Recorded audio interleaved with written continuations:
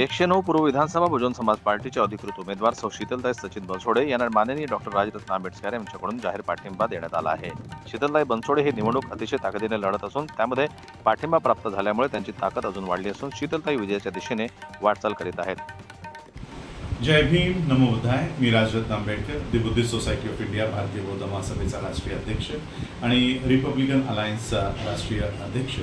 मी 109 औरंगाबाद पूर्व या मतदारसंघातून शीतल सचिन बनसोडे ज्या बहुजन समाज पार्टीच्या अधिकृत उमेदवार आहेत यांना मी भारतीय बौद्ध महासभेचा, बुद्धिस्ट सोसायटी ऑफ इंडियाचा आणि रिपब्लिकन अलायन्सचा संपूर्ण पाठिंबा दर्शवितो।